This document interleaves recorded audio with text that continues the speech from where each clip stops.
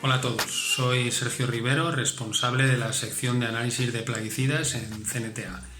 Al igual que en semanas anteriores, desde CNTA hemos querido acercarnos a las empresas del sector agroalimentario y hemos diseñado estas píldoras formativas en las cuales abordamos una serie de temas concretos que creemos pueden ser de interés para el sector.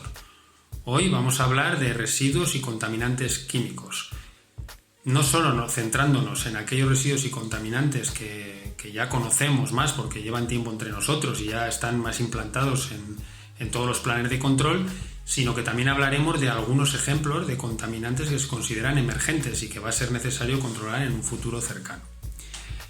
Para empezar, vamos a definir qué son los residuos y contaminantes químicos. Como su propio nombre indica, son sustancias químicas de diferente naturaleza, tanto orgánica como inorgánica, y también diversos orígenes. Por un lado, pueden tener un origen natural, como es el caso de algunas toxinas vegetales, de algunas toxinas producidas por hongos, como las aflatoxinas, o incluso de algunos productos, algunas sustancias, que están presentes en algunos productos vegetales, como pueden ser los nitratos en las espinacas. Sin embargo, una gran parte de estas sustancias tienen un origen antropogénico, es decir, provienen de la actividad humana, de las industrias, de los coches, de las calefacciones, etcétera, etcétera. Aquí hay muchos ejemplos. Estamos hablando de hidrocarburos policíclicos aromáticos, podemos hablar de metales pesados, pero también de otras sustancias que tienen un uso intencionado, como son los plaguicidas o los antibióticos. Es decir, de forma intencionada se usan en el campo o en los animales y es lógico que luego haya unos residuos en los productos finales. ¿Qué tienen en común todas estas sustancias? Bueno, pues una característica común es que tienen una potencialidad tóxica. A determinados niveles son tóxicos y por lo tanto hay que controlarlos. Además, otra característica común es que se distribuyen en la cadena alimentaria y en el medio ambiente, es decir, conviven entre nosotros y por lo tanto debemos ser conscientes de que es necesario incluirlos en nuestros planes de control. Como decía, hay multitud de sustancias de este tipo y los podemos clasificar de multitud de formas distintas, en función de sus características químicas, su origen, su procedencia, etcétera, etcétera. Hoy me gustaría hablar de dos grandes grupos. Por un lado, sustancias que tienen legislación, es decir, son sustancias que ya conocemos desde hace años, están muy estudiadas y por lo tanto hay unos límites máximos de residuos. Aquí podríamos citar ejemplos como los plaguicidas, en los cuales hay un reglamento europeo, el reglamento 396/2005, que establece límites para cada plaguicida en cada producto. Lo mismo ocurre en un reglamento similar para el caso de los antibióticos en productos cárnicos. Hay un reglamento, el 1881/2006, que engloba varios de estos contaminantes en diferentes alimentos, como es el caso de los nitratos, los metales pesados, toxinas vegetales, dioxinas y PCBs, hidrocarburos policíclicos aromáticos, etcétera, etcétera. Si bien hay otro gran grupo, que es el que quería centrar la píldora de hoy, que son los contaminantes emergentes. Son aquellos contaminantes que no conocemos tanto. ¿Cómo podríamos definir los contaminantes emergentes? Bueno, pues son sustancias desconocidas previamente, o cuya presencia en el medio, aunque no sea nueva, pero no se sabía que estaban ahí y que existe una gran preocupación por su potencial tóxico a largo plazo. Aquí vamos a citar varios ejemplos.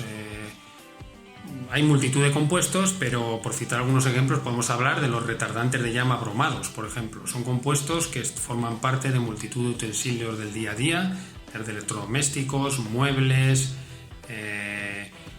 alfombras, pinturas, etcétera, etcétera. De ahí es muy fácil que cuando se desechan ese tipo de productos vayan al medio ambiente y ya se están viendo concentraciones de estas sustancias en aguas subterráneas, en aguas superficiales, en suelos, etcétera, etcétera. Otro ejemplo de este tipo de sustancias son las parafinas cloradas. Son sustancias formadas por carbono, hidrógeno y cloro que tienen gran afinidad por el tejido graso y que se pueden bioacumular. Su origen también la industria. Forman parte, por ejemplo, de los lubricantes, de los líquidos de corte como son las taladrinas y están muy distribuidas en el medio. Más ejemplos de este tipo, pues los fármacos. Por ejemplo, hoy en día hay un gran consumo de fármacos en la sociedad y se está viendo que aparecen determinadas concentraciones en aguas. Por ejemplo, estamos hablando de fármacos como el diclorofenaco, el ibuprofeno, etcétera, etcétera, que además presentan importantes dificultades para su depuración en las estaciones de depuración de aguas. Otro ejemplo de sustancias de este tipo serían los hidrocarburos de aceites minerales, los llamados MOS-MOAD, que también están presentes en multitud de materiales, por ejemplo también en la industria relacionada con el papel, lubricantes, materiales en contacto con alimentos, aditivos, etcétera, etcétera. Podríamos seguir nombrando bastantes de ellos, como por ejemplo también los compuestos perfluorados que derivan de los detergentes industriales, los famosos PIFOS. Sustancias también que se están acumulando en el medio y bueno, ya se han visto ciertos efectos nocivos en algunos peces, etcétera, etcétera. Por lo tanto, viendo la situación, yo creo que tenemos 3 retos que afrontar. Por un lado, hay que seguir identificando y conociendo estos contaminantes. En la medida que los identifiquemos y sepamos cómo se comportan, cómo se distribuyen y sobre todo también qué concentraciones son tóxicas para el ser humano, podemos establecer mejores planes de control. Por otro lado, las empresas del sector agroalimentario deberán incorporar en un futuro cercano este tipo de controles, estos tipos de contaminantes a sus planes de control. En este sentido, es muy importante que los planes de control estén basados en una evaluación de riesgo. Es decir, no todos los procesos y productos tienen los mismos riesgos y por lo tanto hacer esa evaluación de qué productos y procesos tienen mayores probabilidades de presencia de contaminantes es fundamental. De esta forma conseguiremos que el nivel de seguridad alimentaria se siga manteniendo en un nivel muy elevado como es el actual y que los recursos se dediquen de la forma más eficiente posible. Por último, el tercer reto corresponde a los laboratorios. Los laboratorios tenemos que seguir disponiendo de equipos de última generación, personal altamente cualificado y ser capaces de analizar multitud de compuestos en muy poco periodo de tiempo, porque así lo demanda el mercado. El reto es que nos enfrentamos a una gran variedad de compuestos en una gran variedad de productos y existe la necesidad de controlarlos. Por lo tanto, hay que diseñar métodos que permitan su identificación inequívoca y llegar a concentraciones cada vez más bajas para que estén acordes con los futuros límites que se pongan en la legislación. En este sentido, yo creo que si conseguimos que estos 3 factores avancen al mismo tiempo, redundará en una mejora, si cabe, de la seguridad alimentaria, al menos manteniendo los niveles que actualmente hay en toda la Unión Europea.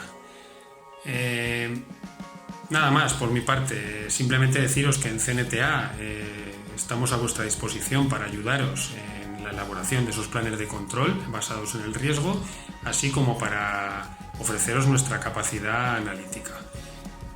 Simplemente deciros también que si tenéis cualquier duda, cualquier consulta, tenéis mi contacto. Y nada más, desearos mucho ánimo para esta situación y espero veros, que esté interesado, en el curso que daremos en el mes de octubre probablemente sobre este mismo tema, pero en el cual profundizaremos mucho más acerca de cada uno de estos compuestos e intentaremos conocer mucho más cada una de estas sustancias.